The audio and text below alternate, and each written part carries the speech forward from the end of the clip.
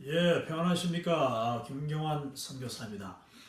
우리 월드 크리스천 무브먼트 전 과목 이 유튜브 특강이 어느덧 23번째 강의가 되겠습니다. 오늘은 7과 지난 시간에 이어서 7과의 마지막 강의 네 번째 강의가 되겠습니다. 이 7과는 선교 역사의 여러 시대들이라 해서 그 네 사람, 한 선교사가 네 사람의 역할을 감당하는 그 과정, 그리고 이제 세 시대, 그 해안 시대로부터 시작해서 내륙 시대, 그리고 이제 미전도 종족 시대, 이렇게 세 시대를 했고, 그리고 이제 두 전환기에 관해서 이야기를 했습니다. 두 전환기. 이제 그 제 첫 번째 시대인 해안 선교 시대에서 이 내륙 선교 시대로 전환되는 그 과정, 또 두 번째 시대인 그 내륙 인랜드 선교 시대부터 미전도 선교로 이렇게 연결이 되면서 그 트랜지션, 이 전환 과정에서 일어나는 그 여러 가지 이제 문제점들과 또 주요 특징들을 이야기했는데, 그 문제점들이라고 하면은 이제 그 선교사님들, 앞선 선배 선교사님들과 뒤에 도착한 이 주니어 젊은 선교사님들 사이의 그 갈등, 그 세대 차이에서 오는 어떤 그런 갈등, 그 다음에 전략적인 차, 시각적인 관점적인 차, 이런 내용들을 이제 좀 다뤘고, 또 거기서 우리가 사실 한 가지 더 짚고 가야 되는 게 있다면은 그 1차 선교에서 첫 번째 선교 시대에서 두 번째 선교 시대로 옮겨가는 과정에 선교사님들이 이제 많이 돌아오기도 했습니다. 선교 현장에서 이제 연세도 들고, 또 아니면 선교 여러 가지 이제 과업이 많이 성취됐기 때문에 이제 돌아오기도 하는데, 그 돌아온 뒤에 그분들이 뭘 하느냐, 그 전환기에 있어서 시대적인 전환도 되지만 개인적인 그 사역의 전환이라는 측면에서 보면은 많은 분들이 이제 새로운 사역을 하게 되는 것이죠. 이거는 오늘날 우리가 여러 선교사님들도 반드시 이걸 사실 우리가 참고해야 되는 건데, 내가 첫 번째 선교 사역을 마치고 난 뒤에 두 번째 선교 사역은 어떻게 할 것이냐. 과연 그 현장 선교를 계속 한다면은 그 자리에서 할 것인가, 아니면은 그 자리에서 같은 종족인데 다른 지역으로 갈 것이냐, 같은 나라인데 다른 지역으로 갈 것이냐, 아니면은 같은 동질 문화권, 같은 언어와 그 문화가 같은 지역이지만 다른 나라로 갈 것이냐. 왜냐, 여러 가지 뭐 비자 문제라든지 뭐 여러 가지 여건 같은 게 변화될 수 있지 않습니까? 이런 거를 이제 우리 여러 선교사님들이 전환기에 생각해 봐야 될 문제다. 그건 뭐 시대적인 전환보다도 개인 선교의 그 전환기, 이것도 참 중요하다고 저는 생각합니다. 그걸 미리 아예 선교를 시작할 때부터, 아니면 시작하기 전부터 그 계획을 세우는 것이 저는 중요하다고 생각합니다. 이제는 그 선교지에 가서 내가 뭐 뼈를 묻겠다, 내가 거기서 죽기까지 선교하겠다, 이런 생각하는 것은 전략적으로 맞지 않다고 제가 말씀드렸죠.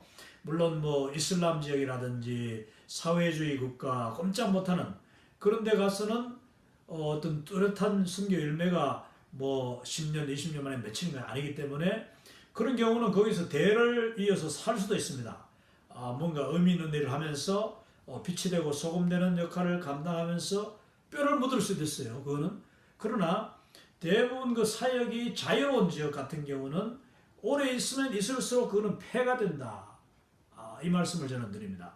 아니면 물론 거기서 뭐 오래 있지만은 자기가 처음 시작한 그 선교 사역에 뭐 그냥 계속 왕노릇하고 계속 자기 영향 맺히고 이렇게 하는 것은 문제가 있지만, 그 나라에서 또 전혀 다른 사역을 한다는 것은 하나의 전환이 될 수가 있다고 저는 봅니다.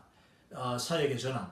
그래서 자기가 처음 개척한 그 선교 사역을 현지인에게 맡기든지, 아니면은 그 후임 선교 사역에 맡기고 자기는 전혀 다른 사역, 어떤 뭐 차원이 좀 더 높은 또 그리고 광범위한 대상을 대상 상대로 하는 신학 교육이라든지 아니면 그 나라의 뭐 교육 사업 또 그 나라의 어떤 그 사회 복지 사업 이런데 이제 왜냐 그 기간 동안 자기가 여러 가지 닦은 터와 인간관계 또 그 현장 그 국가에 대한 여러 가지 지식을 사실 그냥 매장하고 나온다는 것은 아깝지 않습니까?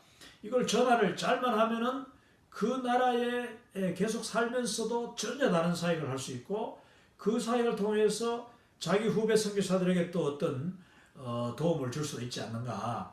한국에 처음 그 조선시대에 처음 왔던 그 알렌 선교사님이 1884년도에 이제 오셔가지고 처음에는 의사로 고종 황제의 주치의로 이렇게 하면서 선교를 자기가 시작했죠.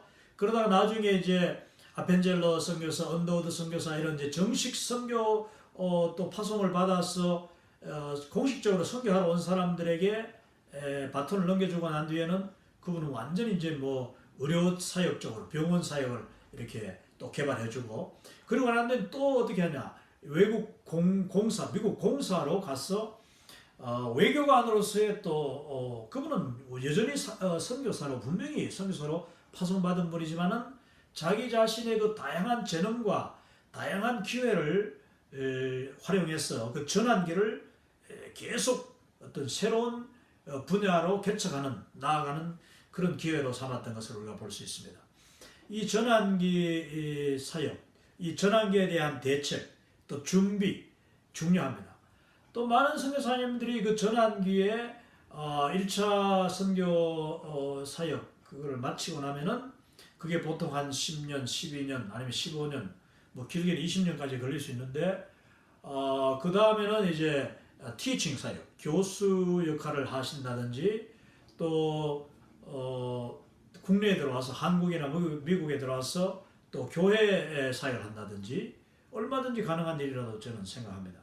그래서 이렇게 이 전환기를 잘 준비하는 것은 정말 중요한 것이다. 이것은 7과의 내용이 나오는 네 사람 세 시대 두 전환기의 그 두 전환기에 제가 덧붙여서 드리는 그런 말씀입니다. 왜냐 제가 현장을 여러 곳을 이제 다니고 여러 선교사님들을 이제 뵐 때에 이제 한인 선교사님들이 현장에서 많은 분들이 그 1차 사역을 마무리하고 이제 전환기에 들어서는 분들이 많고 또 이제 돌아와야 되는 그런 입장에 있는 분들도 많습니다.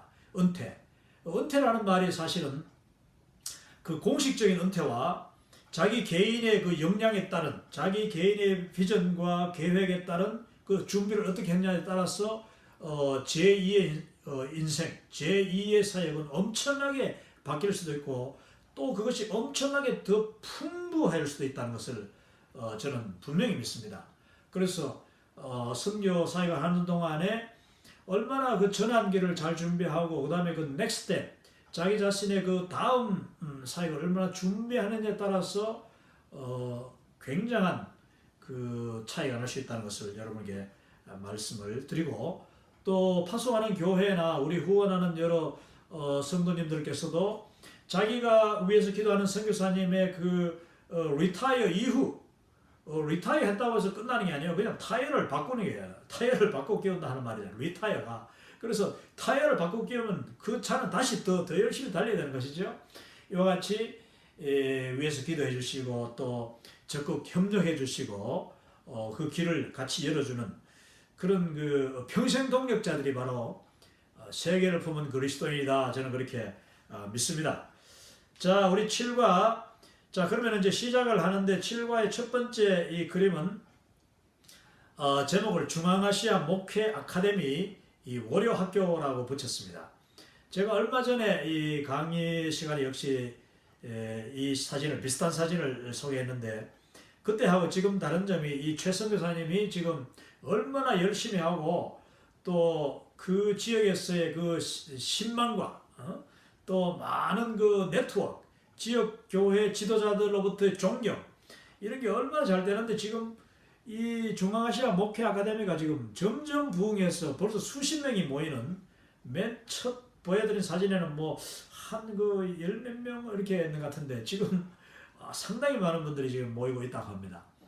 근데 감사하게도 이 최선 교사님이 이 키르기스탄인데 이 중앙아시아의 그 키르기스탄 여러분 아시지요? 파미르 고원 그 세계의 지붕이라 하는 그 파미르 고원 바로 정말 나라입니다. 이 키르기스탄에서 여러 현지 지도자들과 또 러시아 계통 뭐 현지인들 또 심지어는 우리 유학 왔는 학생들 또 그 젊은 지도자들 대학생들까지 이곳에 이제 공부를 하는데 최 선교사님이 그 러시아로 지금 이걸 지금 가르치고 있는 것입니다. 그 내용이 뭐냐고요?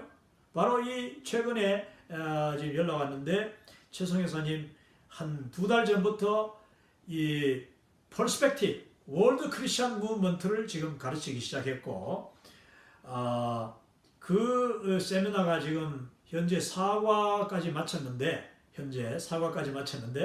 놀라운 폭발적인 반응이 있다고 합니다. 이 월드 크리스천 무브먼트 퍼스펙티브 세미나는 정말 그 제대로 가르치기만 하면은 또 그걸 정말 주의 깊게 듣기만 하면은 아주 그냥 코가 꿰이는 것이죠. 그 매력이 대단한 것이고 대단한 파워가 있고 뭐 지식적으로나 전략적으로나 이 세계를 바라보는 눈, 그 퍼스펙티브가 활짝 열려드는 것이 바로 이 세미나인데 최 선교사님 저에게 그러니까 이 미얀마가 아니라 그 라오스에 갔을 때 처음 만났는데 그 당시 이제 최 선교사님 가족 전체와 함께 그 동남아를 직접 이렇게 육로로 여행을 하고 있었어요. 안식년을 맞아서 가족 전체가 다 그냥 믿음 여행을 하고 있었는데 그 라오스에 우연히 들렀다가 그 라오스에서 진행되는 이 월드 크리스천 무브먼트 세미나에 참석해가지고 은혜를 받고 그 다음에 이제 카자흐스탄 자기가 있던 이 카자흐스탄이 아니고 그 타직스탄이에요. 미안합니다. 이 타직스탄이라는 그 나라에 이분이 처음 이제 정착하고 있었는데 그곳에 제가 저를 초청해서 가서 이제 이 타직스탄에 있는 한인 선교사님들 약 40명을 모시고 그때 세미나를 했습니다. 그게 벌써 한 7, 8년 됐죠. 그리고 또 한 4년 전에는 3년 전입니까? 키르기스탄에 이 최 선교사님이 또 이제 장소를 옮겨가지고 사역을 하고 있는데 거기서도 역시 이 한인 선교사님들 세미나하고 또 그 당시에 타직스탄에서도 그렇고 키르기스탄에서도 그렇고 현지인 지도자들 그리고 현지인 대학생들을 대상으로 제가 특강을 하고 이 세미나를 이제 아주 중요한 부분들을 맛을 배게 했는데 그게 현지인 지도자들한테 아주 너무 좋았다는 거예요. 그래서 최 선교사님이 자기가 직접 이제는 자기가 벌써 뭐 3번이나 배웠으니까 이 세미나를 이제 자기가 가르치고 있는 것입니다. 제가 지금 진행하고 있는 유튜브 전 과목 세미나 영상이 계속 지금 뜨고 있으니까 그걸 이제 그 나라에서는 뭐 와이파이가 시원찮아 가지고 집에서 다운을 받는데요. 다운을 받아 가지고 그 이제 영상을 CD에 만들어서 CD를 가지고 차에서 다니면서 계속 듣고 또 보고 공부하셔 가지고 이제 그걸 이 현지인 지도자들에게 가르치고 있는 그 바로 지금 이 모습이 그 중앙아시아 목회 아카데미 이 월야학교에서 이 퍼스펙티브 월드 크리스천 무브먼트가 지금 가르쳐주고 있는 내용입니다. 여러분 이 선교 현장에서 일어나고 이 놀라운 무브먼트 바로 저분들이 정말 파미르 고원 그 꼭대기에 사는 분들이지만은 이분들이 지금 월드 크리스천이 되고 있다. 또 그것을 가르치는 자들이 될 것이고 이 퍼스펙티브를 보급하는 자들이 될 것이다 하는 것을 여러분 아시 기도해 주시면 감사하겠습니다. 자 그럼 오늘 이 7과의 첫 번째 슬라이드는 아주 중요한 내용입니다. 이 The Bridges of God, 하나님의 다리. 이걸 이제 나중에 11과 13과 이 전략적인 이제 거기 가면은 다시 나오게 되는데 하나님의 사랑의 다리가 되어 하여서 이제 이 도널드 맥게브런 선교사님의 이제 그 선교적인 그 이론 관점 책들을 이제 공부하게 됩니다.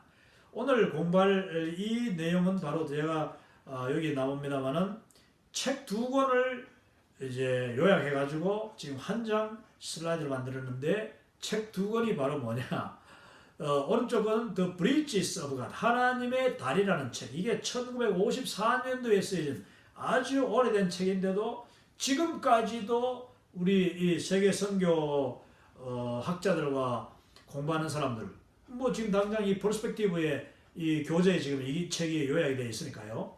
아주 중요한 역할을, 이론적인 역할을 하는데, 바로 이제 동질 집단 회신 운동, 이 동족 무브먼트, 그 피플 무브먼트라는 내용이 이제 공부하게 될 것이고, 왼쪽에 있는 이 책은 그 Understanding Church Growth를 해서 교회 성장이라는 여러분 이야기 만들어 들어보셨죠. 한국에도 이제 교회 성장 운동이 뭐 지금도 교회 성장 중심으로 한국 교회는 지금 동력이 바로 성장이라는 것인데, 이게 사실은 그 조영기 목사님의 순복음 교회가 이 Church Growth Movement, 바로 도널드 맥게베런 박사가 1954년 이후에 시작한 것이고, 이것이 1970년대, 60년대부터 해가지고 뭐 그냥 80년대까지 그냥 쭉, 뭐 얼마 전까지, 아마 지금도 그 풀러 신학교에서는 이 교회 성장에 대한 그런 그 과목과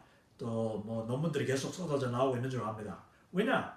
이 풀러 신학교 자체가 선교의 중심이면서 동시에 굉장히 프랙티컬한 실제적인 교회 성장의 세계적인 그런 중심지.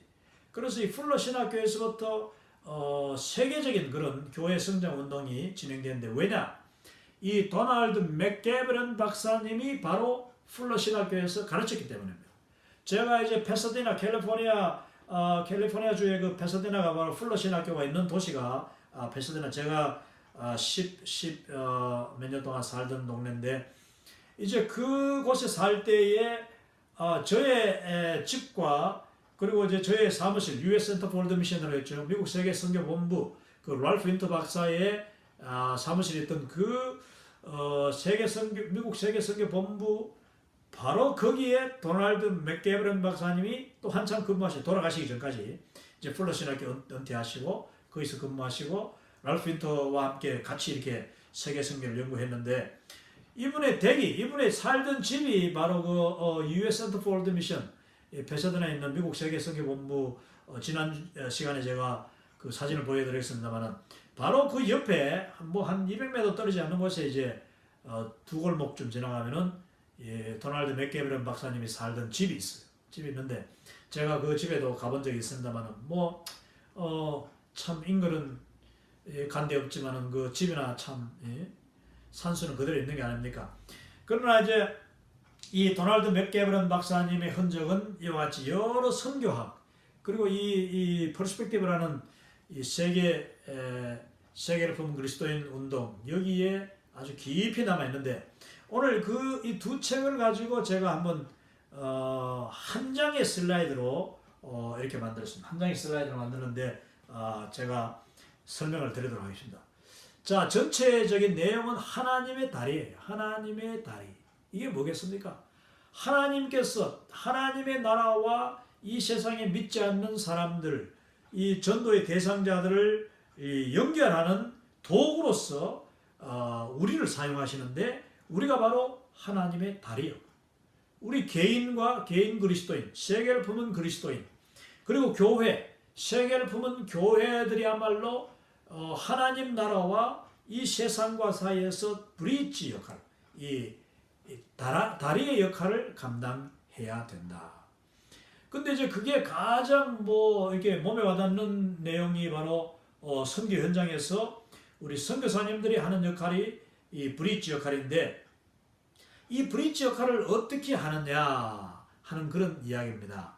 여기서 이제 그 아티클이 나왔는데, 이 교재에 보면은 이 하나님의 다리라는 이제 아티클이 나옵니다. 그게 1954년도에 쓰여진 글인데도 지금 2019년 오늘날 읽어도 전혀 참 시대적인 어떤 격차가 느껴지지 않는, 너무나도 시대를 초월하는 그런 좋은 이론인데, 이분이 거기서 주장한 게 뭐냐 하면은 실패한 부분들과 실패라기보다도 이제 그 앞선 시대에 우리 선교사님들, 특별히 첫 시대, 첫 번째 그 내륙 선교, 연안 선교와 내륙 선교 그 시대에 열심히 한 선교사님들이 이제 간과했던 짚고 넘어가지 못했던 뭐 시대가 그랬지 않습니까? 그때는 아직 처음 시작이니까 뭐 선교학이 발달한 것도 아니고 뭐 전략이 뭐 구체적으로 연구해 가지고 나간 것도 아니고 선교사님들이 열심을 가지고 이제 나가서 기도하면서 믿음 선교로 대부분 갔는데 그러다 보니까 어쩔 수 없는 그런 전략적인 그런 약점들도 드러나고 그런 부분들을 우리가 보완해야 된다. 그런 차원에서 이제 이 맥게브런 박사는 지나간 시대를 연구를 했습니다. 그러면서 이제 이분이 이 맨 위에 보면은 위대한 세기라고 일컫는 그 세기 1800년부터 대략 1800년부터 1914년 사이 이게 이제 뭐 바로 그 윌리엄 캐리가 1793년도에 인디아에 갔으니까 그 바로 시작점이죠. 첫 시대의 시작부터 해가지고 두 번째 시대가 이제 시작한 지 얼마 되지 않는 1914년 사이 그러니까 거의 110여 년의 한 세기를 돌아보는 겁니다. 이 한 세기는 대부분의 선교사님들이 열심히 열정적으로 그리고 희생적으로 사역하고 또 수많은 선교사들이 그 현장에 가서 그냥 순교하고 어떤 분은 불과 몇 달 지나지 않아서 뭐 바로 이렇게 돌아가시고 너무너무 희생이 많았던 그런 시대죠. 그러면서도 그들의 열정과 그들의 희생으로 말미암아 놀라운 선교 열매가 맺힌 시대이기도 했습니다. 그랬는데 그걸 전략적으로 다시 한번 잘 이제 오늘날 이제는 뭐 선교 전략이 많이 발전하고 이론이 형성되고 논문이 뭐 수천 편 나오고 하다 보니까 이제 그 지역적으로 시대적으로 이렇게 전략적으로 이제 그걸 다 분석을 하게 되는 거죠. 그러다 보니까 아쉬웠던 점들이 나왔는데 그 아쉬운 점들이 나왔는 내용이 뭐냐면은 그 밑에 나옵니다. 첫 번째 첫 번째 시대인 그러니까 내륙 연안 시대와 내륙 시대 그 시대에는 주로 문제가 뭐냐? 이 서양이라 하면 그 당시에 뭐 제 1세계인 그 미국과 영국, 그다음 호주, 뭐 주로 뭐 캐나다 이런 나라들이 이제 선교사를 보냈지 않습니까? 그러다 보니까 이 서구에서 간 선교사님들의 그 특징이 뭐냐면은 그분들은 개인주의. 서구는 개인주의지 않습니까? 그런데 그들이 선교지에 들어갔을 때에 자기들이 그 개인주의와 그 집단주의 아니면 가족 중심, 종족 중심의 그 선교 현장을 잘 이해하지 못했다 하는 게 이제 첫 번째 분석입니다.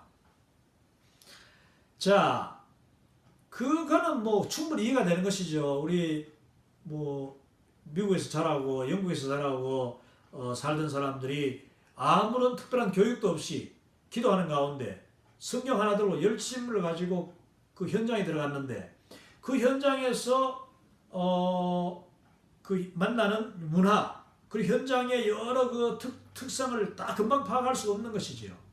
그리고 또 자기들이 뭐 교회를 세우고 선교 현장에서 이제 복음을 전해서 사람들이 모이기 시작하면은 그 믿는 사람들을 어떻게 다루어야 될지 그리고 또 그 믿는 사람이 생기면은 자연스럽게 이제 그 원래 있던 그 종교 그 원래 있던 문화와 갈등이 충돌이 일어나지 않습니까?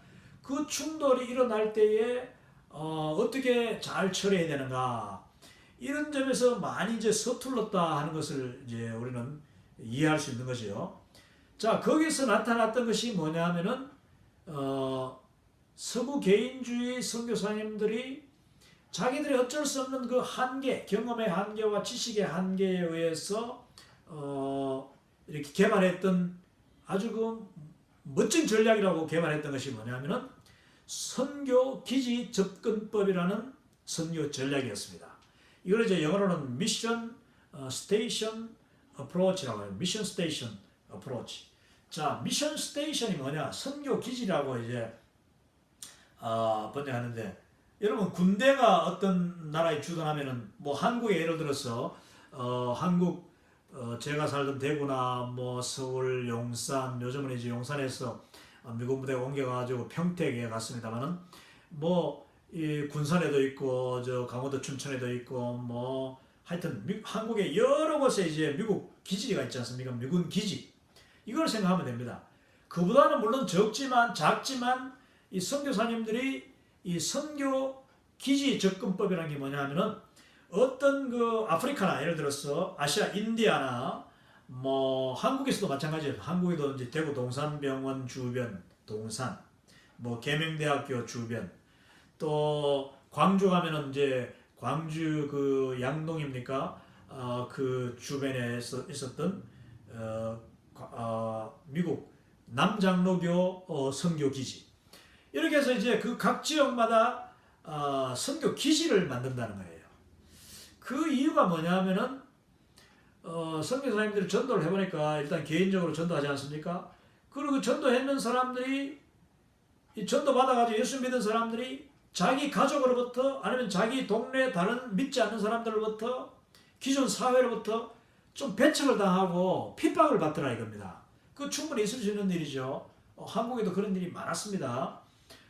왜냐 제사 문제 부딪히고 뭐 또 당장이 선교사를 만나고 난 뒤에 예수님을 믿는 행동이 달라지고 그렇지 않습니까? 그러니까 이제 가족이 그냥 당장 핍박하고 그다음에 또 그 집안 뭐 가문이 또 핍박하고 뭐 이렇게 하다 보니까 그 지역 사회로부터 따돌림을 당한단 말입니다. 그러니까 그 사람들을 개인주의적인 시각에서 볼 때 야 너 왜 거기서 따돌림 당하고 있어? 너 그냥 이리 와. 너 혼자 예수님 믿으면 되는 거지 뭐 개인주의니까. 그 왜 또 예수 믿는 사람을 저 가문 그 집안 주변 사람들이 왜 저렇게 간섭하고 핍박하고 못 믿게 하는지 미국 사람들은 이해가 안 되는 거예요. 지금도 뭐 미국 우리 제가 병원에서 환자들 만나보면은 미국 사람들 만나보면은 대부분 다 자기 자녀들을 간섭 안 합니다. 뭐 예수님 믿든지 말든지 심지어는 뭐 예수를 믿지 않고 전혀 엉뚱한 그런 종교를 믿든지 뭐 요가를 하든지 뭐 아니면 동성애가 되더라도 그냥 저거 자기의 생활이니까 자기의 삶이니까 하면서 간섭을 하는 것이 개인주의거든. 자 이런 분들이 한국이나 인도나 아프리카에 왔을 때에 그 예수님을 믿는 사람들이 핍박받는 모습을 보고 이해를 잘 못했어요. 아니 왜 저렇게 간섭하느냐. 그래서 그 개인 예수 믿는 사람들을 보호하는 차원에서 그들을 자기가 사는 집으로 데려옵니다. 집에 데려가지고 너 우리 같이 살자고 막. 그러면서 뭐 사람이 점점 많아지잖아. 그러면 이제 선교사 자기 사는 집 옆에다가 또 집 하나 만들고 방 하나 만들고 그래가지고 점점 이제 하나의 그 공동체가 형성되는 거죠. 그러면서 또 그걸 또 선교사가 사는 집은 또 뭐 그 당시에는 뭐 그렇잖아요. 요즘도 그렇지만은 후진국 가면 선교사들 집에 가지고 뭐 훔쳐가고 뭐 이런 일이 많아요. 그러니까 이 우리 한국 사람들은요, 한국 선교사님들은 선교지에서 뭘 훔쳐가고 뭐 동네 사람들이 좀 약간 해롭게 해도 그 이해해요. 왜 저희 아직 모르니까 저 사람들이 예수님을 모르고 하다 보니 저렇다 하면서 이제 용서도 해주고 뭐 또 오히려 더 가까이 가지고 또 나눠주기도 하고 하는데 이 미국 사람들은 자기 개인의 그 스페이스라고 합니다. 스페이스. 내 개인 공간을 굉장히 존중받기를 원해요. 그러다 보니까 어떻게 하느냐면 자기 집 주변에다가 담장을 쳐버려요. 담장을 쳐버리는데 그것도 뭐 그냥 철조망 한두 줄 해가지고는 안 되고 뭐 그냥 쳐가지고는 안 되니까 제가 아프리카에 가봤을 때 그 동아프리카 탄자니아에 갔을 때 특히 내가 느꼈는데 미국 그 침례교 선교사들이 와서 옛날에 살았던 미션 스테이션을 제가 가봤습니다. 뭐 가보려고 간 게 아니라 동네에 있어요. 있는데 내가 그냥 동네 산책을 하다 보니까 어마어마한 가시나무, 그 탱자나무 여러분 아시죠? 탱자나무 같은 아프리카식 탱자나무는 수십 배 더 큽니다. 수십 미터 어마어마한 그 크기로 올라가는데 그 나무 가시도 이 손가락보다 훨씬 더 길어. 어마어마한 가시들이 그냥 막 스렁겨가지고 우거졌는데 그 가시나무가 얼마나 커버렸는지 이제는 그 안에 원래 땅이 아마도 한 축구장 하나 정도로 큰 땅인데 그 땅이 그냥 엄청 다 덮였어요. 가시나무로.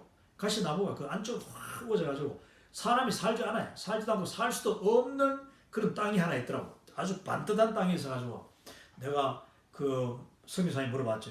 아니 저 땅이 저 무슨 땅입니까? 그랬더니 하는 말이 예, 저 땅은 옛날에 미국 침례교 선교사님이 와서 살던 선교 기지, 미션 스테이션이었습니다. 자, 이게 바로 문제였습니다. 그렇게 탱자나무, 가시나무로 그냥 바지를 만들고 펜스를 만들어가지고 그 안에 사니까 그 바깥 사람들이, 동네 사람들이 어떻게 생각하겠어요? 아유, 저 사람들은 도대체 왜 우리 동네에 와가지고 저렇게 그냥 가시나무를 펜스를 치고 자기들끼리만 이렇게 사는가? 우리하고는 왕래도 안 하고 말이야. 쏙 들어가면 대문을 잠그고 또 그 안에서는 또 그 소위 자기들하고 동조하는 사람, 밖에서 볼 때는 동조하는 사람, 예수 믿는 것도 아니고, 그리고 데려가서 뭐 하인처럼 부려먹으면서 뭐 마당 쓸고 뭐 물 뿌리고 뭐 하면서 이제 우리 애들 데려가서 부려먹는다, 이렇게 생각하는 거예요.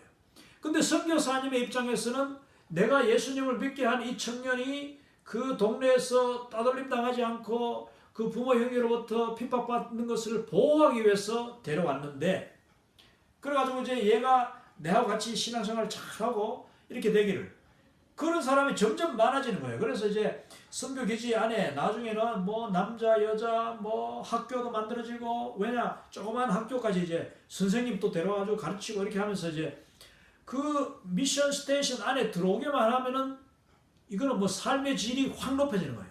여러분 아시겠죠? 그리고 또 교육도 받을 수 있어요. 교육도 받을 수 있고, 그들이 입는 옷도 다르고, 왜냐 미국식으로 다 입고 하니까 먹는 것도 물론 다르고.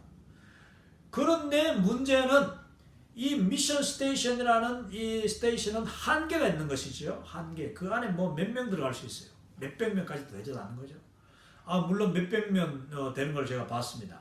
이게 이제 어떻게 되냐면, 제가 남아프리카 공화국 그 동부에 있는 덜반이라는 도시에 갔을 때에, 이 덜반에서 한 2시간을 이렇게 내륙으로 들어가면은 이제 그 산세가 아주 큰 산들이 나오는데, 그 지역에 있는 그 유지 한 분이, 크리스천 한 분이 그 목사님, 이제 우리를 초청한 목사님, 자기 담임 목사님과 우리를 태우고, 그 당시 뭐 벤츠 600짜리 큰 차에다가, 이분이 그 정비업체를 하는 분인데 아주 정말 잘 사는 분이에요. 그리고 또 넉넉한 분이었어요. 장모님이죠. 이분이 이제 우리를 태워가지고 큰 차에다 태워가지고 그 데려가 줄 때가 있대. 그 처음에 이야기도 안 했어. 근데 따라갔더니 그게 한 2시간 갔는데, 큰 산, 우리 치면 아마 거의 한 1500m 넘는 산인데, 그 산의 중턱에까지 올라가요. 길이 잘 돼 있어요. 올라갔는데 그 산 중턱에 뭐가 있느냐 하면은 소위 미션 스테이션이 지금도 남아있는 겁니다. 이건 남아프리카 공화국 이야기입니다. 남아프리카 공화국 그 동해안 지역에 있는 덜반, 큰 도시입니다. 이 덜반에서 약 2시간 정도 갔을 때에 그 산중턱에 아주 외딴 도시가 하나 있는데, 거의 도시예요. 뭐 그분들이 이야기하기를 아마 한 1500명 정도 산다고 이야기 들었는데, 그 도시는 누가 만드는 도시냐? 하나의 동네죠. 독일 선교사들이 와서 만들었어요. 독일 선교사들이 아주 일찍 와가지고, 제가 알기로는 뭐 이게 거의 200년 됐는지 뭐 얼마 됐는지도 몰라요. 제가 그 지금 역사를 자세히 기억이 안 나서 그런데, 독일 선교사님들이 거 와서 지었고, 그만큼 규모가 큰 것은 아주 대단해요. 그 안에 이제 이 아프리카 원주민, 그 이제 그 지역에 살던 그 지역 사람들이 주로 지역 사람들인데, 때로는 보니까 아주 멀리서 온 사람도 있대요. 왜냐, 다른 종족도 있대. 왜냐하면은 그 당시에 이제 이 독일 선교사님이 그 미션 스테이션 선교 기지를 만들고, 그것도 산 중턱에다가 아주 양지 바르고, 그 땅도 비옥해요. 그래서 산이 뭐 이렇게 가파른 산이 아니라 큰 산이지만은 그 이렇게 구름도 많고 하기 때문에 그 지역을 다 땅을 일군 거죠. 그러면서 이제 농사도 짓고 뭐 학교도 만들고 병원도 만들고, 그냥 하나의 그냥 멋있는 완전한 타운이에요. 모든 게 다 있더라. 거기서 이분이 우리를 데려가서 이제 하나의 또 자랑거리라고, 이제 역사적인 또 선교 역사적인 그 이제 장소니까 우리를 데려갔는데, 제가 거기서 한 바퀴 돌면서 느낀 게, 이게 바로 미션 스테이션이구나. 여러분, 자, 미션 스테이션의 문제는 아무리 커도 그게 한계가 있는 겁니다. 거기 들어오는 사람들은 잘 먹이고 잘 살고 또 예배도 마음껏 드리고 또 교육도 받고 공동체 생활, 뭐 천국 같은 생활 하는 거죠. 그 나라로 치면 낙원 같은 생활이지. 그러나 문제가 뭐냐면은 그들이 전도하는 그 전도의 한계가 있다는 겁니다. 꼭 이렇게 믿는 사람들만 쏙쏙 뽑아가지고 데려오기 때문에 그 안에서는 천국 같으나 바로 담장 밖에만 나가면은 복음이 전혀 미치지 않는. 왜냐? 그 바깥 사람들은 오히려 이질감과 또 질투, 자기들을 이렇게 막 거부한다는 어떤 그런 의식, 이런 적대감까지 이제 갖게 된다 이거죠. 그러다 보니까 그 지역 전도에는 도움이 그렇게 안 된다. 그냥 뽑아가지고 선별적인 전도만 하는 것이지. 그것은 이제 도널드 맥게브런 이 박사님이 이제 바로 이어서 주장하는 종족 무브먼트, 이제 피플 무브먼트, 종족 운동, 그리고 이제 동질 집단 회심 운동이라서 자기가 살고 있는, 자기가 예수 믿고 난 뒤에 자기 마을 전체, 아니면 자기 그 집안 가문 전체, 아니면 더 나아가서는 뭐 그 지역 전체가 다 예수님 믿게 되는 그런 역사는 이 미션 스테이션 어프로치를 통해서 일어날 수 없다는 것입니다. 이게 정말 중요한 거예요. 근데 이게 뭐 왜 그럴 수밖에 없느냐? 이 개인주의를 바탕으로 자라고 그 문화에 젖어 있는 우리 서구 선교사님들이 뭐 자기들의 한계였어. 이렇게 할 수밖에 없는 거죠. 또 자기들이 편하잖아요. 일단은 편안하고 안전하고, 또 그 안에서는 또 선교사님들이 뭐 여전히 말입니다. 귀족 대우받고 왕노릇 하는 거죠. 이제 뭐 아무래도 그렇지 않겠습니까? 실제로 그게 단점이었어요. 옛날 한국에 왔는 선교사님들도 자세히 보면은 그 한국 교회 선교 역사를 제가 나중에 이제 사진들을 이제 보여드리면서 설명하겠지만은, 그 한국 교회에 왔던 선교사님들도 처음에는 다 가마 타고 다니고 말 타고 다니고 이러면서, 그 가마를 누가 끄느냐? 한국 사람이 상투 끌고 이렇게 한복 입은 한국 사람들이 막 낑낑 그 무거운 가마를 메고 다니는 거예요. 그 말도 뭐 그분들 다 이렇게 말머리꾼 이렇게 하고, 자기들은 뭐 아주 여전히 옷도 그냥 화려한 그 서양 옷 입고 이렇게 많은 분들이 그랬다는 거죠. 그게 왜냐?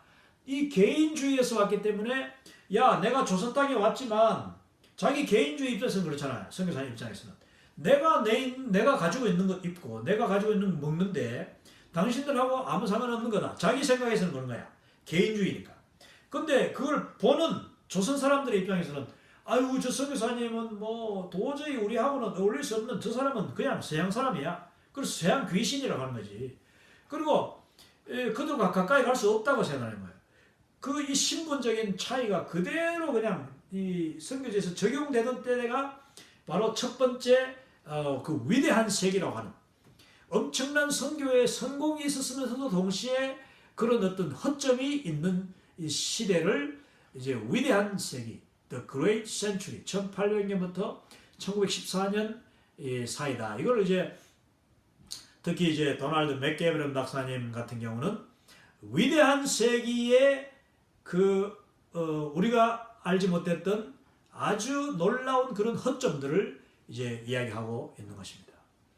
자, 선교 기지 접근법은 이와 같이 선교사 자기 자신을 보호하고, 또 믿은 사람들을 데려와서 솎아가지고 그 안에 데려옴으로써 선교사 자기 자신이 편안하고 자기 신분도 그대로 유지할 수 있고 자기의 영향력을 그대로 하면서 이제 현지인들을 내가 똑똑한 애들 뽑아가지고 내가 전도했다 하는 어떤 그런 자부심도 느끼기도 하고, 그게 성공같이 보였으나 더 큰 그림으로 보면은 그것은 실패였다 하는 것입니다. 자, 오늘날 또 선교기지 접근법을 적용하는 분들이 많이 있습니다. 왜냐? 이 선교 역사를 배우지 않고 특히 퍼스펙티브를 공부하지 않으면은 자기도 모르는 사이에 우리 한국 선교사님들도 지금 많이 그럽니다. 현장에 가서 선교 기지 접근법, 이 내용도 몰라, 이 용어도 모르는데 자기도 모르게 그렇게 선교를 시작해가지고 진행하는 분들이 많이 있습니다.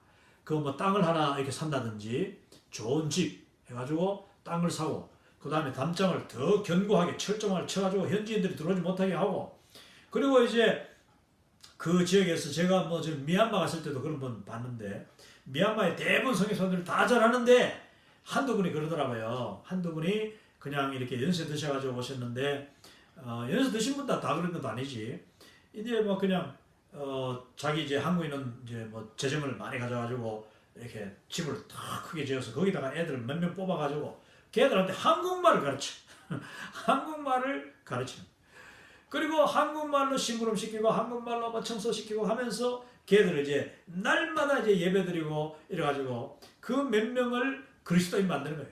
그러면서 이걸 그것도 자랑하고 또 선전합니다. 그러면 또 그걸 또 좋다고 또 한국교회 많은 분들이 또 막 거기다 찾아오고 헌금하고 해요. 신기하니까. 애들이 뭐 김치 먹고 된장찌개 먹고 한국말 막 하니까. 여러분, 그게 과연 참 이 선교 전략적으로 맞느냐?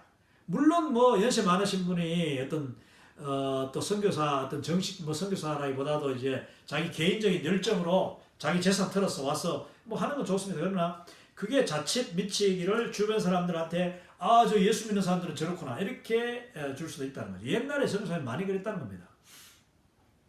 또 그 사우스 아프리카에 제가 이야기를 많이 하는데 사우스 아프리카에서 제가 뭐 거의 한 석 달, 넉 달 그 배와 함께 있었는데 이 더반에서부터 쭉 밑으로 이제 배로 쭉 내려가면서 또 아니면은 뭐 그 고속도로를 타고 내륙을 해가지고 저 케이프타운 그 스텔라모시 또 저 내륙 오렌지 카운티 오렌지 프리 그 스테이트 이런 데로 이제 갔는데 거기서 만난 분 중에 한 분이 그 이제 더반도 아니고 이제 다른 도시인데 한 분이 선교사님이 그 교회를 생각하는데 교회 이름도 한국 이름이고 또 그 교회에서 드리는 예배 기도회라고 해서 가봤던데 전부 다 한국말로 찬양하는 거예요. 한국말로 찬양해요. 그리고 걔들이 한국말 몰라. 근데 한국말로 찬양하고 또 설교도 한국말로 하고 또 이제 뭐 하여튼 이런 식으로 그 가까운 애들하고도 뭐 평소에 대화도 한국말로 다 하고 이러니까 뭐 대화가 거의 잘 안 되는 거죠. 그러면서도 이제 그 아이들이 선교사님이 필요하니까 이제 찾아오는 거예요. 찾아오고 뭐 먹을 것도 주고 뭐 이렇게 옷도 나눠주고 하는데 여러분 이게 바로 지금도 남아있는 이 선교기지 접근 방법의 전략입니다. 소위 전략이에요. 근데 이것은 이제는 시대가 지난 전략입니다. 자, 그러면 새로운 전략이 뭔가? 1954년 이때 이 책을 통하여서 하나님의 달이라는 책을 통하여서 우리가 진정 하나님의 달이라면은 하나님의 사랑의 달이라면은 그리고 축복의 통로라면은 어떤 제한적인 그런 전략 뭐 선교기지 접근법 이게 아니라 더 광범위하고 더 많은 그리고 그 집단 전체를 변화시킨다는 그런 꿈을 가지고 전략적으로 접근해야 된다. 이게 바로 뭐냐 하면은 동질 집단 회심 운동. 이걸 다른 말로 하면은 종족 운동. 또 영어로는 people movement, people. 이 people이라는 것이 너희는 가서 모든 족속으로 모든 열방으로 또 모든 민족으로 제자를 삼으라 했잖아요. 여기서 이제 그 족속이라면은 뭐 한 조그마한 동네부터 시작해서 한국으로 치면 옛날에 한 시족 집단 있죠. 집단 그 시족촌 그 뭐 황씨들의 사는 마을 아니면 뭐 이씨들이 사는 마을 뭐 정씨들이 사는 마을 뭐 의성김가들 제가 의성김 하면 의성김씨들이 사는 뭐 안동의 어떤 마을 뭐 안동 김씨들이 사는 집단촌 이런 집성촌을 전도할 때에 처음에 한두 사람이 복음 들어가지고 그들이 그 전도하는 거 쉽지 않지만은 그러나 쉽지 않다고 또 그 믿지 않는 사람들로부터 어르신들로부터 핍박받는다고 해서 그 사람을 쏙 뽑아가지고 야 이제 너 이상 그 동네 가지마 너 가봐야 핍박받고 하니까 그냥 나랑 살자 그 동네를 떠나게 해가지고 그 사람 한 사람에게 집중한다면은 이거는 성공적인 선교가 못 되는 것이고 이제 선교기 접근법이 되는 것이죠. 그러나 만약에 그 예수님을 먼저 믿은 사람을 측면 지원해주고 격려해주고 또 만나서 같이 기도하고 또 방문해가지고 그 사람이 그 동네에 전도할 수 있도록 여러 가지로 이제 측면 지원 뭐 필요하면은 책도 도와주고 또 방문도 해가지고 여러 사람들 의료 선교해주고 뭐 이렇게 할 수 있잖아요. 학교도 세워주고 그러면서 그 동네 그 시족 집단 아니면은 더 나아가서는 뭐 하나의 부족 전체 그 피플이라는 것이 바로 그거거든요. 그룹 이제 그룹인데 사람들 그룹 그게 작을 수도 있고 클 수도 있는데 그 동질 집단을 종족을 완전히 변화시키는 거기에 초점 맞춰야 된다. 이것이 도널드 맥게브런 교수의 아주 획기적인 이론이었습니다. 이거 지금은 뭐 당연히 그런 거 아니냐. 특히 우리는 종족 중심의 그런 문화, 한국 문화, 뭐 중국 문화, 아시아 문화 다 그렇잖아요. 아프리카 문화도 그렇고 우리는 그런 그 문화에서 자라고 또 지금도 잘 알기 때문에 이 이야기가 그렇게 중요하지 않지만 뭐 당연히 그래야지 싶죠. 그리고 또 그런 사례도 많고 제가 뭐 살던 그 우리 경북 의성 저희 고향만 하더라도 많은 그 동네가 한두 사람이 예수 믿어가지고 그 복음이 말입니다. 마치 그 누룩이 떡덩이 전체에다가 그냥 반죽 전체에다가 퍼지듯이 여러분 놀라운 종족 운동이 일어나는 것이 너무 많아요.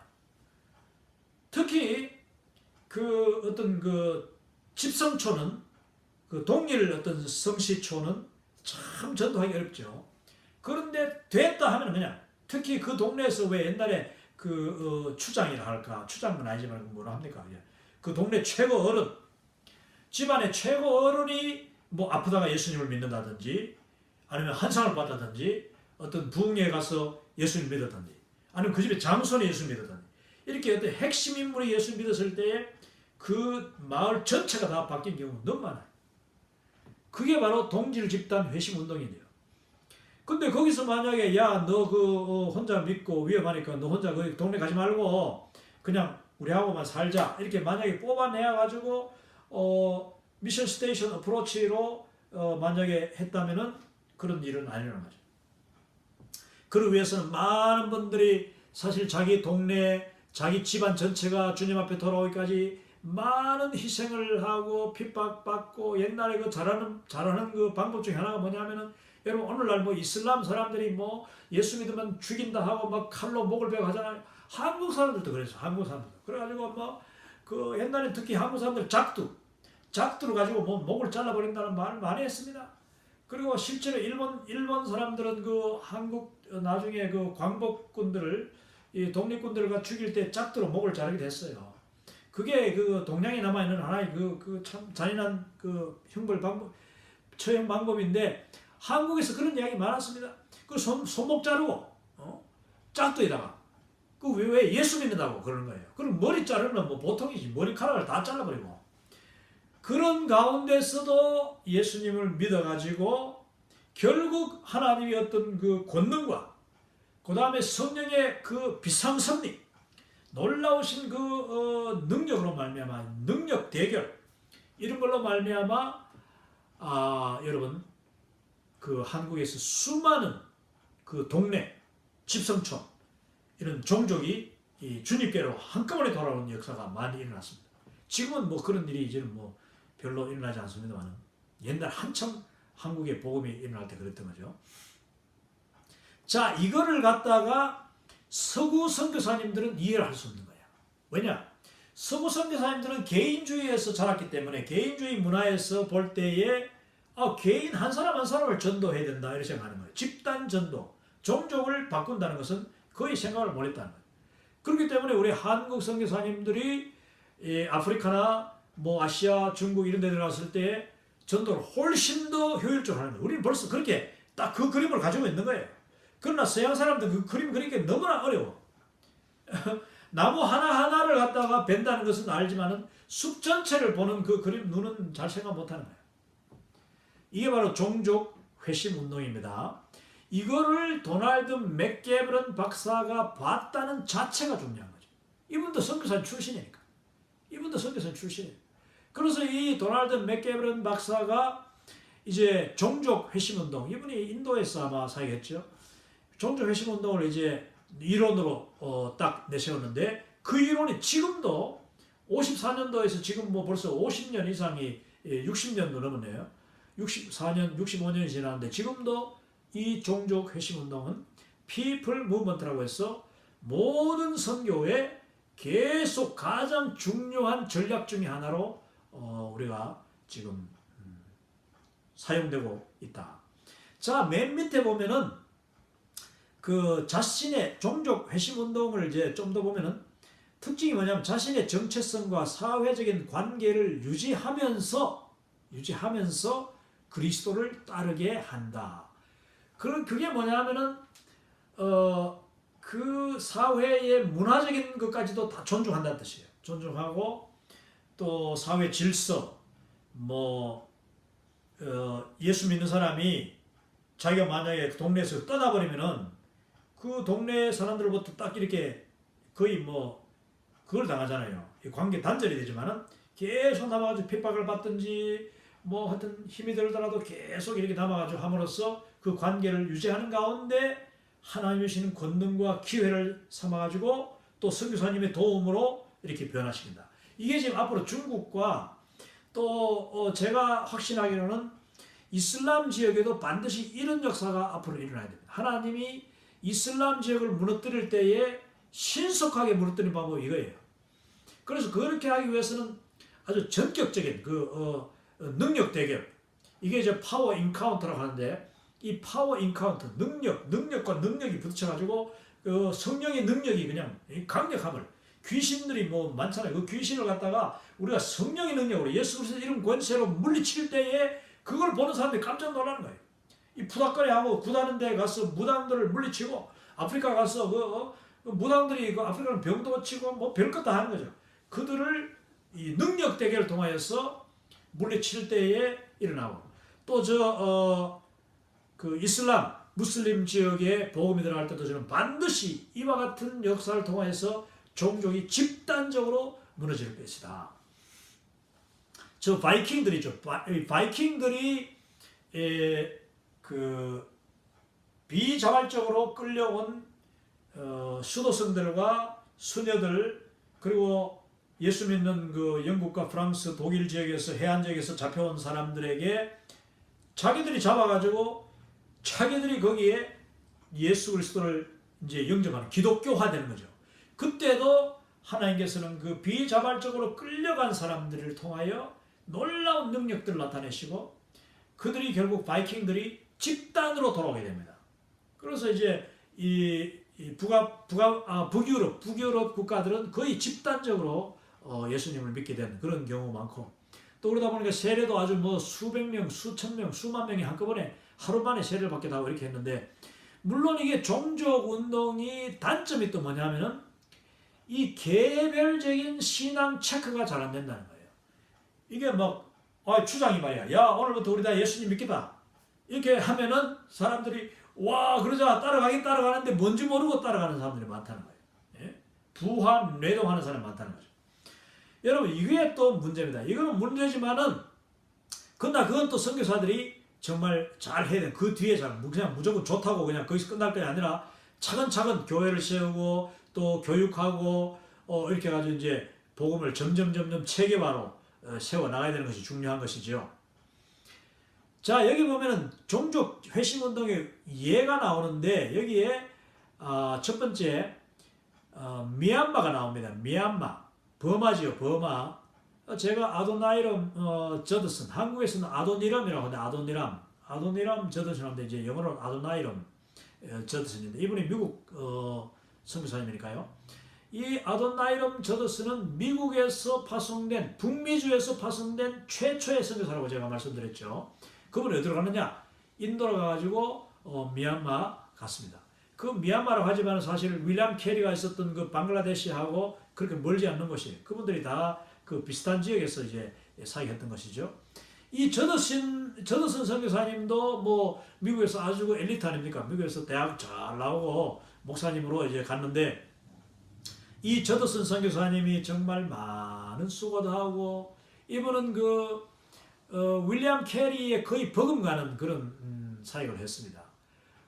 이분이 저더슨이 번역한 만든 이 미얀마 버미즈, 버마 말을 버미즈라고 하는데 버미즈 딕셔너리, 버미즈 성경과, 그러니까 버마어로 된 성경과 버마어 국어사전이 있죠. 국어사전, 버마어 사전을 저더슨이 만들었습니다. 그래서 지금도 이 버마 사람들은 이 저더슨이 쓴 이 책과 그다음에 성경책, 번역한 성경책, 그다음에 그 사전을 가지고 그들의 국어를 공부합니다. 또 윌리엄 캐리도 제가 다음 시간에 이야기하겠습니다만은, 윌리엄 캐리도 바로 그 벵갈어, 오늘날로 치면 이제 그 인도의 여러 표준말 중에 하나인 벵갈어의 뭐 가장 많은 말이죠. 벵갈어의 그 사전을 만들고, 뭐 벵갈어로 성경을 벵갈어 성경 한 40개 언어로 번역했다니까 놀라운 그런 사역을 윌리엄 캐리가 했습니다만은, 저더슨도 바로 아주 엘리트 선교사였죠. 그러다 보니까 이 저더슨이 처음 갔을 때 당연히 이분을 어떤 생각하냐면은, 그 버미즈, 버마라는 나라 미얀마의 거의 80% 이상이 80% 90%가 버미즈입니다. 중국의 주 종족이 한족이잖아요. 이 버마는 버미즈, 이 버마 족속이 이제 그 주 종족인데, 그 사람들은 다 불교를 믿어요. 근데 그 사람들이 다 뭐 높은 자리에 하고 이렇게 하다 보니까, 저더슨은 당연히 처음 그 미얀마 갔을 때 내가 이 버마 주류 세력을 중심으로 내가 선교하겠다 했던 거예요. 그래서 이제 버마 주류 세력을 선교하는데, 그 버마에 이제 어떤 종족이 살았냐면은, 여기 나오는 카렌족, 이 카렌족, 그리고 친족이라는 종족이 있습니다. 이 사람들은 그 당시에 이제 몇백만 정도 되는, 몇백만, 뭐 지금도 거의 이제 1000만 명 미만으로 되는 그런 종족들인데, 이 카렌족, 친족이 놀랍게도 복음화되어 있습니다. 자, 버미시들은 아직도 복음화가 거의 안 됐어요. 버마는요 지금도 뭐 불교 국가입니다. 그래서 거기 가면은 불교가 국교예요. 그래서 예수 믿는 사람들을 핍박하고, 또 사회주의 국가다 보니까 교회를 그냥 핍박하고 선교사님들을 그냥 추방하고 이렇게 합니다. 지금도 이 버마에서 선교하는 분들 참 수고 많으신데, 제가 1999년도인가 제가 버마를 갔었는데, 그때 버마 올라가면서 이제 몰디브에서 배를 타고 10일 동안 버마로 가면서 제가 이 저더슨 그 전기문을 읽었는데 얼마나 눈물로 읽었는지 모릅니다. 저더슨 선교사님은 너무나도 고생하고, 자기의 삶을, 그리고 자기의 가족, 그 부인이 3명인가 거기 죽고, 아이들 2명이 거기 3명인가 2명인가 그 자기 마당에 다 묻혔어요. 그런데 이분들이 정말 놀라운 사역의 그 열매를 맺었는데, 그 열매가 사실은요 처음 한참 동안은 버마인들 중심으로 사역했는데 그 열매가 거의 없었어요. 그러다가 우연히 카렌족, 그 다음에 친족은 다 저 산악지대에 사는 사람들이야. 평야지대에 살지도 않고 땅도 없고 뭐 그냥 밀림 정글에서 그냥 뭐 야만인 같이 사는 사람. 그래서 버마인들도 이야기하기를, 저 카렌족, 친족은 저거 완전히 야만인들이라고 생각했어. 그러니까 천시 받던 사람들이죠. 그렇기 때문에 저더슨도 그들을 처음에는 별로 관심 가지도 않았습니다. 왜냐? 버마인들을 자기는 전도한다고 생각했으니까. 그렇지만은 하나님께서는 그 버마인들 이전에 이 카렌족과 친족에게 더 놀라운 계획을 가지고 계셨습니다. 그래서 그 카렌족 그 밀림에서 우연히 그 한 젊은이가 이제 이 버마 사람들 사는 도시로 내려가지고 저더슨과 우연히 만났는데, 이 사람의 이름이 뭐냐면 꽃다류예요. 꽃다류. 이 꽃다류라는 이 카렌족 청년이 이제 잔심부름하고 뭐 이렇게 저더슨을 돕기 시작했는데, 밥 얻어먹기 위해서 그런 거죠. 이제 나중에 나오면 이제 쌀 그리스도인이 된 거죠. 라이스 크리스천이라고 해서 쌀 그리스도인. 쌀 교인이 뭐냐? 처음에는 이제 밥 얻어먹기 위해서 교회에 나오는 사람을 쌀 교인이라고 해요. 선교사가 맨 처음 선교지에 정착할 때, 개척 파이오니어가 되어 할 때에 주로 쌀 교인이 옵니다. 뭐 초콜릿 얻어먹고, 뭐 혹시 톱이나 좀 빌릴까요 하고 또 오기도 하고, 쇠도끼 좀 빌릴까요 하면 오기도 하고, 이랬던 사람들을 쌀교인이라고 하죠. 뭘 주니까 이제 오는 사람들. 근데 그 사람들이 예수 믿게 되는 거거든요. 한국에도 그런 쌀교인이었던 목사님들 많습니다.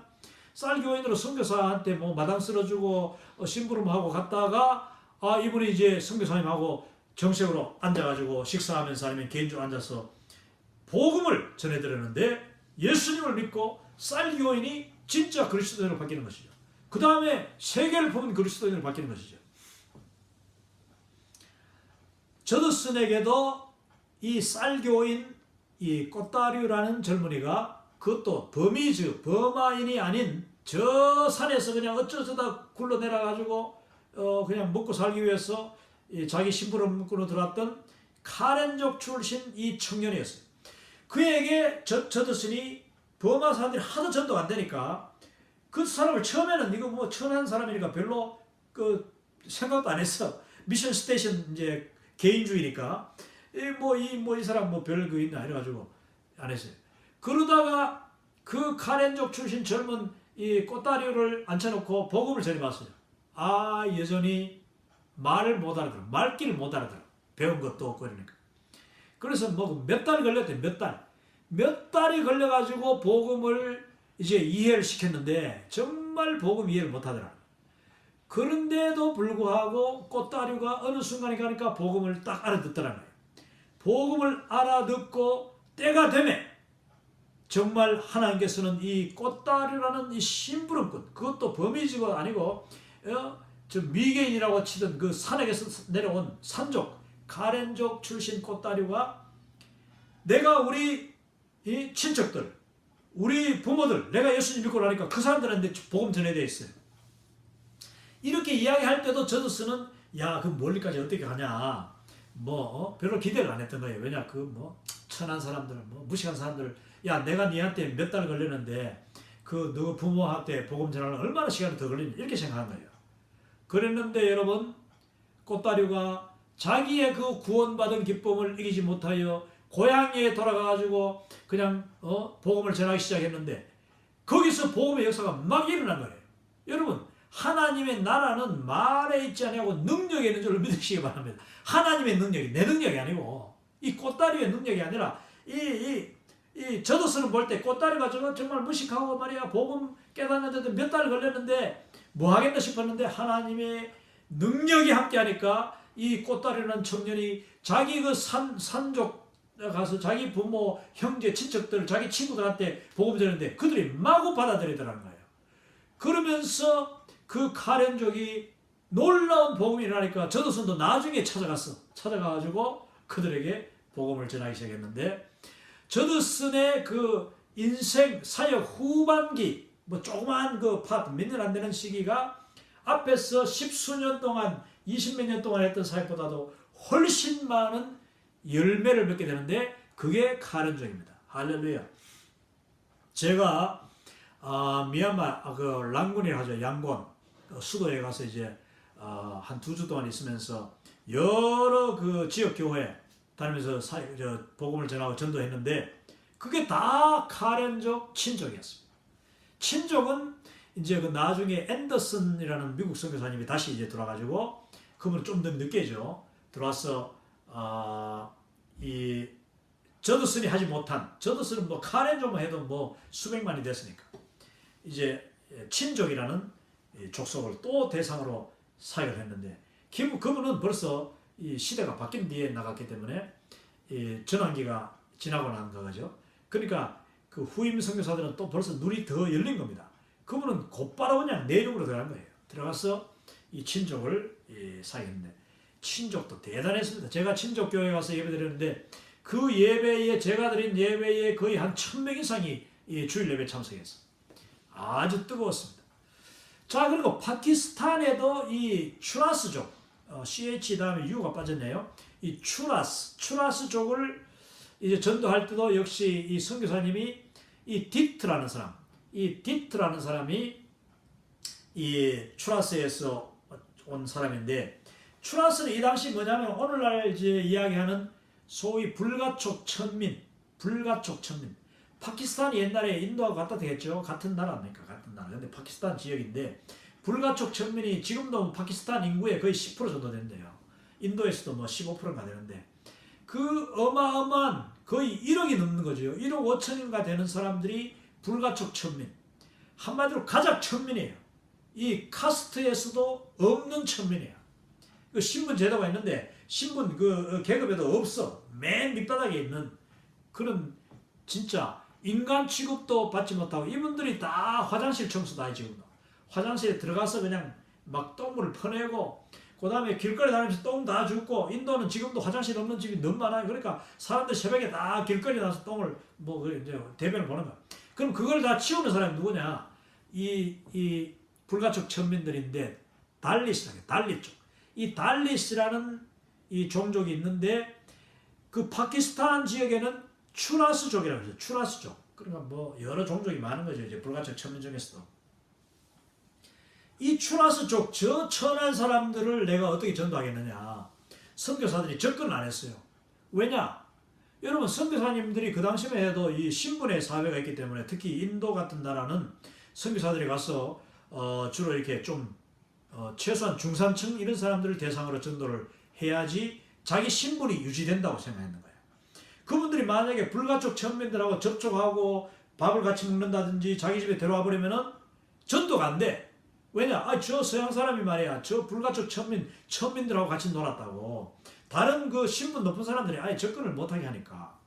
그러니까 이 선교사님들이 어쩔 수 없이 주로 신분이 있는 사람들을 접근했는데 그런데 이 그 추라스 그 당시 불가촉 천민인 추라스족 출신의 디트라는 청년이 어떻게 선교사님과 연결돼 가지고 예수님을 믿었어요.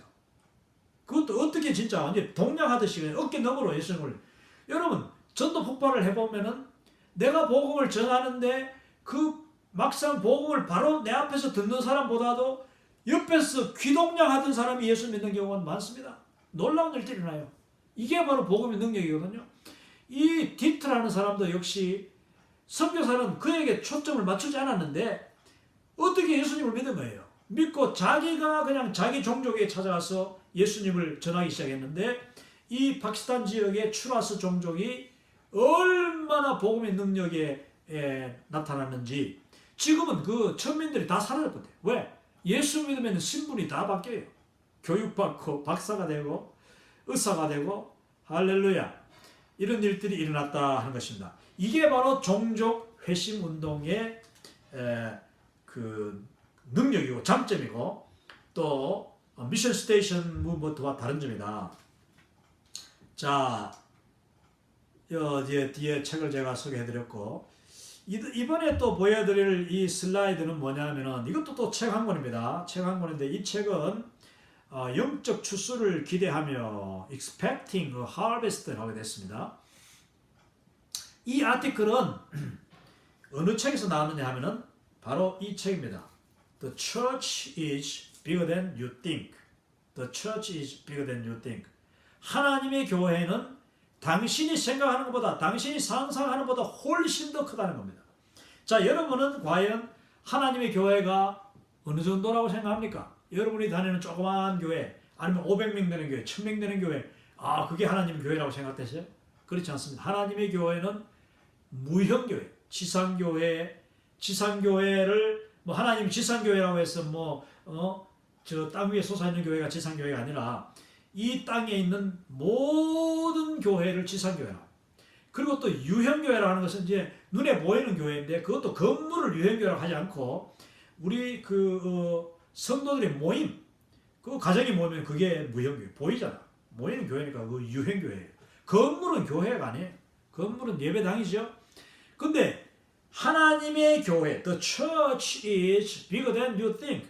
당신이 생각하는 것보다 훨씬 더 크다는 하나님의 교회는 이 지상교회, 여러분이 알지 못하는 얼마나 많은 교회가 곳곳에 숨어있는지 모릅니다. 예배당이 없어도 얼마나 많은 교회가 성도들이 모이고 있는지 모릅니다. 그러게 하면 저 천상교회, 하나님의 교회는 지상교회만 아니에요. 천상교회. 우리보다 앞서가신 나의 어머니, 나의 할머니, 뭐 여러분의 어머니, 여러분의 할머니, 여러분의 사랑하는 남편, 아내, 여러분 저 천국에 먼저가 있는 우리 성도들 다 천상교회의 지금 성도들이에요. 천상교회에는 전도는 필요 없어. 거기는 오직 예배만이 있는 줄로 믿습니다. 그 선교는 하나님 나라 가는 순간 다 끝나는 것이죠. 예수님이 다시 오시면 이 땅의 지상의 선교 사역도 다 끝난다 했죠. 저 천상교회는 예배의 교회, 이 땅의 교회는 예배와 선교의 교회. 자, 그런데 그 교회를 이야기하면서 그 가운데 하나가 뭐냐면은 교회가 어마어마 크다. 우리가 알지 못하는 교회가 너무 많고 정말 우리가 생각하지 않는 지역에 교회가 있고 우리가 생각하지 않는 종족 가운데 교회가 있고 예배가 드려지고 있다는 것을 이제 이 패트릭 존스턴이 이제 이 책을 통해서 이야기하는데 그 중에 한 부분을 지금 이 퍼스펙티브 크리스천 월드 크리스천 무브먼트 교재에서 지금 다루고 있는 겁니다. 이 7과 교재에 나오는 거예요. 자, 여러분 여기에 보면은 세계 역사에 걸친 부흥 운동을 이분이 쓰고 있습니다. 여러분 꼭 이 교재를 한번 읽어보시기 바랍니다. 근데 그 부흥 운동이 바로 뭐냐? 종족 운동의 아주 전형적인 모양들이 나타난다. 세계 역사에 여러 부흥 운동이 일어났는데 그걸 이제 간략하게 요약하면은 책 전체를 지금 제가 그 아티클을 요약하면 이렇습니다. 이 책 전체가 아니고 여기 나오는 영적 추수의 그 모델들인데 이게 이사야 51장 1절의 그 약속을 바탕으로 하고 있어요. 제가 다음 시간 8화에서 이사야 54장 1절에서 3절 내용을 이제 여러분들에게 그 윌리엄 캐리와 더불어서 설명해 줄 텐데 1절에 나오는 게 뭐냐면은 그 잉태하지 못한 여인이 오히려 남편 있는 여인보다도 더 자녀가 많다. 한 번도 이 땅에서 잉태해보지 않은 여인의 자녀가 남편이 있는 자녀보다 더 많다. 영적인 자녀를 의미하는 거죠. 그러면서 한 사람이 하나님의 그 축복의 통로가 되고 한 사람이 복음의 열정을 가지고 사도적인 열정 가지고 복음을 증거할 때에 그 사람의 영적인 자녀, 그 육적인 자녀보다도 영적인 자녀가 더 중요한 거죠. 그 이야기를 하는데 그 영적인 자녀가 종족이 된다면 여러분 내 한 사람으로 말미암아 한 종족이 바뀐다면 이거는 놀라운 일이죠. 제가 이미 그 비디오에 대해서 이야기했습니다만은 그 피스 차일드라는 비디오 여러분 꼭 보시기를 바라는데 이 단 리차드슨 선교사님이 쓴 책이죠. 그 단 리차드슨 쓴 책을 바탕으로 만든 비디오가 이 피스 차일드인데 그 책 아니면 그 비디오를 보시면은 그 피플 무브먼트가 일어나요. 이리안 자해라는 그 인도네시아의 정글 속에서 식인종들이 어떻게 전체가 다 마을 전체 그 종족 전체 심지어는 서로 강 건너 있는 사람들끼리 서로 매일 전쟁하고 싸우던 종족인데 그들이 잡아먹고 서로 죽이고 하던 종족이 동시에 예수님을 믿고 다 주께로 돌아오는 피플 무브먼트 그 실제 일어난 이야기죠. 자, 그런 역사들이 지금 나타나는데 그걸 이제 여기 보면은 세계 역사 속에 실제 일어났던 이야기들. 자, 오순절 부흥운동 우리 사도행전 2장에 나오죠. 또 15세기에는 위클리프의 성경 번역을 통하여서 이거 놀라운 부흥이라고 봅니다. 이 비록 뭐 실패해 보이지만 위클리프가 화형당해 죽고 라틴어에서 영어로 번역했다고 그 이유 때문에 그렇지만은 그 번역이 엄청난 파급을 효과를 일으켜서 많은 사람들이 주께로 돌아오는 성경을 제대로 알게 되는 그래서 거기서부터 이제 16세기 종교개혁의 불씨가 일어나요. 종교개혁이 여러분 성경을 모르고는 있을 수 없는 일이잖아요. 그러니까 성경이 번역됐기 때문에 그래 되는 것이고 종교개혁이 또 성공할 수 있었던 것도 마르틴 루터가 종교개혁 했잖아요. 마르틴 루터의 종교개혁 중에 핵심이 뭐냐면 바로 라틴어를 독일어 자기의 모국어인 독일말 성경을 번역해버렸어요. 그래서 독일 성경이 독일 전역에 퍼져나가니까 마르틴 루터가 했는 종교개혁의 가장 큰 일은 바로 그것이었어요. 성경이 번역되면. 자, 17세기에 가면은 청교도 운동이 일어납니다. 청교도 운동이라는 것도 사실 핍박 때문에 이제 청교도들이 믿음으로 살려고 미국으로 도망가고 네덜란드로 도망가고 프랑스로 도망가고 그 다음에 프랑스에서 청교도들이 또 거기서 막 그냥 그 죽이는 바들로뮤 살인 사건이 나니까 전부 다 내려가 남아프리카 공화국으로 내려갔는데 네덜란드, 그 다음에 프랑스에서 내려간 이 그 청교도들이 이 남아프리카 공화국의 이제 그 자유교회, 남아프리카 프리 처치라고 하죠. 그 교회를 지금도 뭐 놀라운 성장하고 있습니다만은 이 교회들이 다 그렇게 해요. 또 또 멀리는 이쪽으로는 이제 독일 사람들이 또 그 아르헨티나, 이 칠레 이쪽으로 내려와서 또 정착하고, 이게 바로 청교도 운동이 복음을 엄청나게 이동시키는 역할을 하게.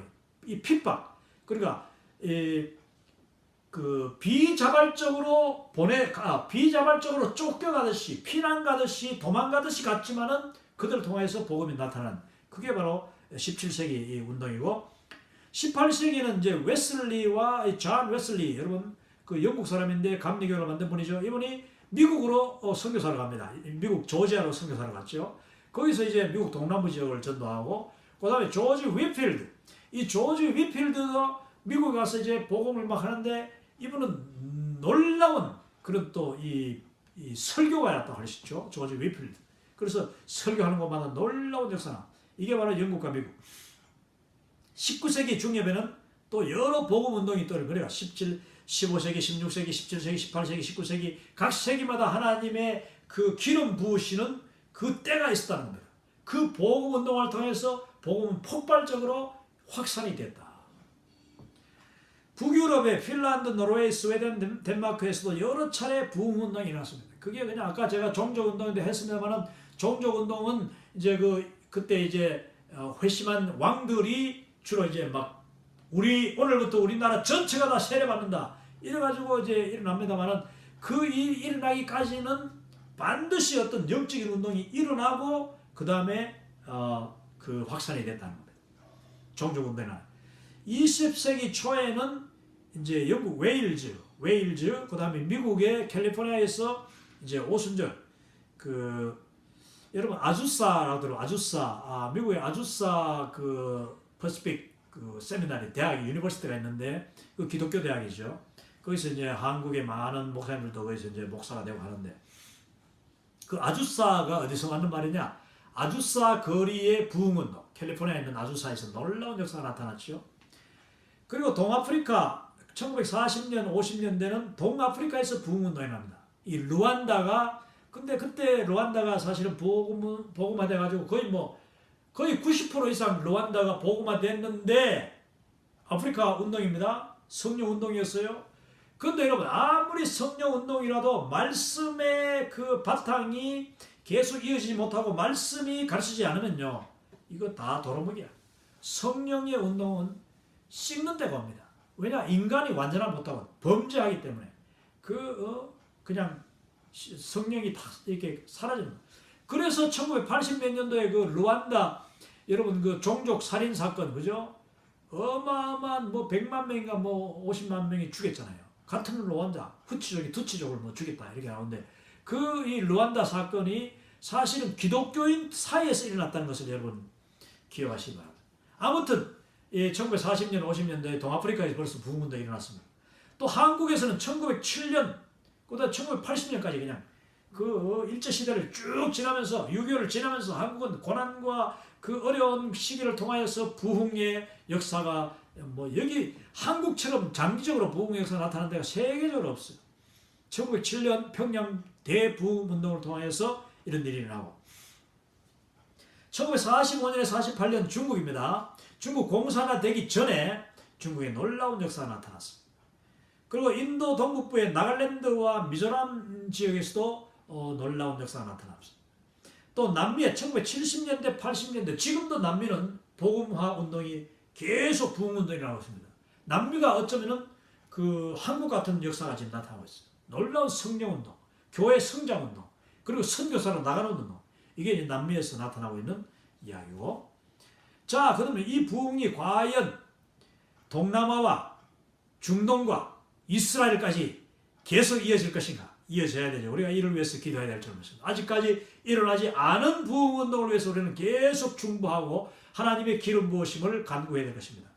여기서 이제 제가 꼭 추천하고 싶은 것이 한국에 잘 알려지는 우리 맨발의 천사로 알려지는 김우현 감독 아시죠? 김우현 감독이 아주 대단한 분입니다. 이분이 바로 이 책을 쓴 이 패트릭 존스톤하고 저는 비슷하다고 봐요. 패트릭 존스톤이 여러 자료를 모아가지고 아주 놀라운 그 부흥을 전파하고 부흥을 갈망하는 그런 책을 썼는데, 김우현 감독이 쓰는 책 중에 뭐냐면 부흥의 여정이라는 책이 있어요. 부흥의 여정. 거기에 사실은 이 내용이 다시 나옵니다. 쭉 구체적으로 나와요. 왜냐? 직접 자기가 발로 뛰면서 찾아가서 영국 같은 경우는 찾아가가지고 토마스 선교사의 그 고향교회, 그 다음에 존 라스 선교사님의 참 에딘버러 그 고향 그 묘지 다 찾아가서 다 조사했는 놀라운 눈물겨운 이야기의 책이 바로 부흥의 여정입니다. 그 책을 꼭 여러분이 제가 그 책을 읽고 났는데 다른 사람 줘버려가지고 제가 없는데 여러분 책 꼭 껴안고 있지 말고 자꾸 주세요. 자 여러분 그 부흥의 여정을 꼭 한번 읽으시기를 제가 강력하게 추천합니다. 예.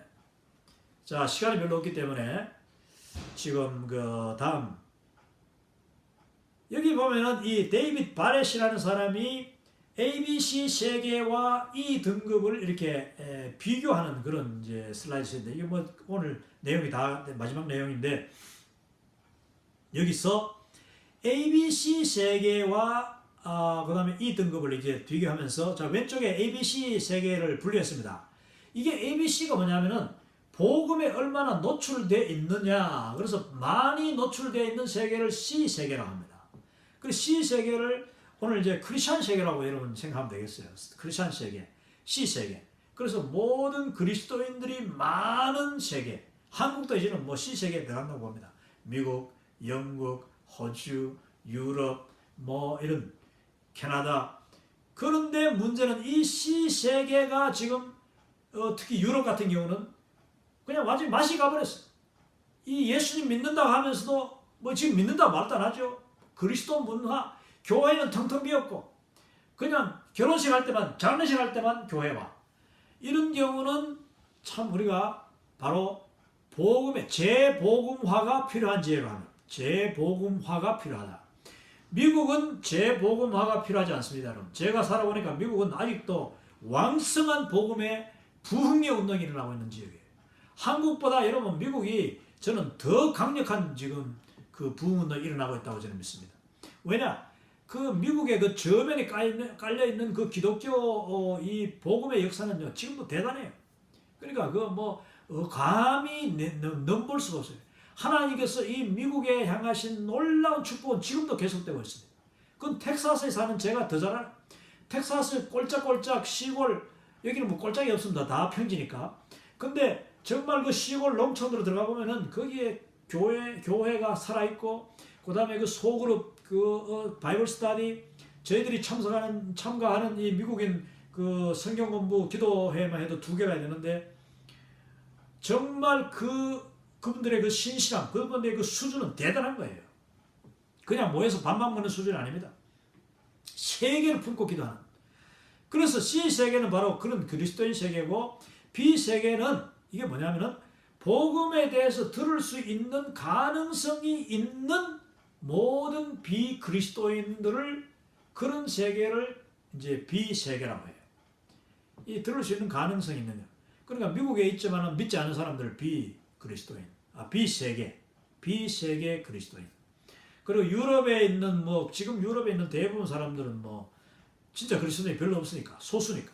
물론 유럽에도 신실한 그리스도인이 많았고 제가 이제 서부 유럽 그 6개국을 쭉 순회를 하면서 전도 여행할 때에 포르투갈, 스페인, 프랑스 이렇게 다녔습니다만은 특히 이제 제가 2달 동안 머물렀던 이 포르투갈 같은 경우는 아주 정말 신실한 그리스도인들이 참 교회는 작지만은 많이 참 계속 이렇게 성장하고 있고 그런 것을 봤습니다.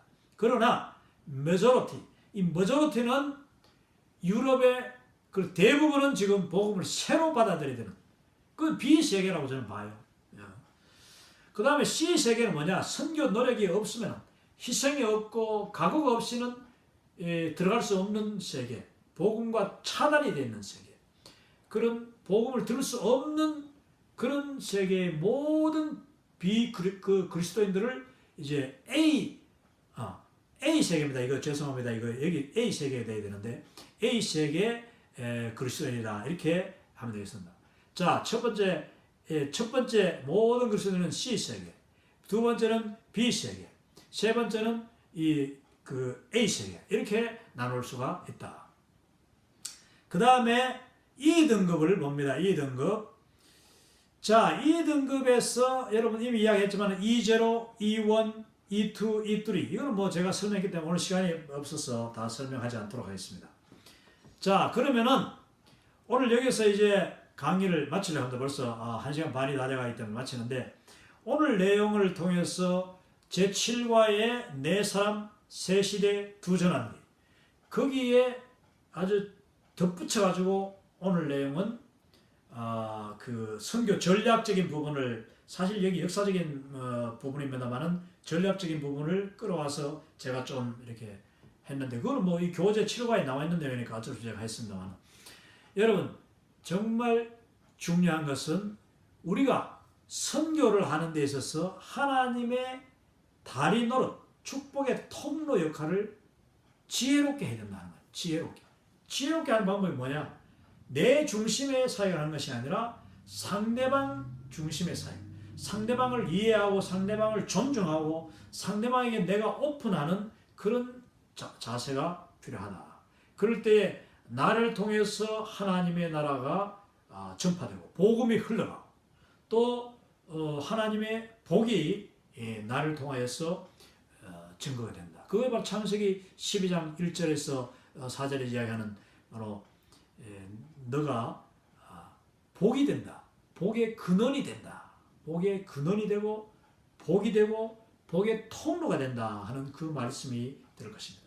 세계를 보는 그리스도 여러분, 오늘 이 7과를 이제 마무리하면서 우리 모두 다시 한번 세계를 품고 또 온 세계를 향하여서 나아가기를 내가 직접 가든지 아니면 보내든지 또 간구하고 협력하는 그런 모든 동력자들이 되시기를 주님의 이름으로 축원합니다. 할렐루야, 감사합니다.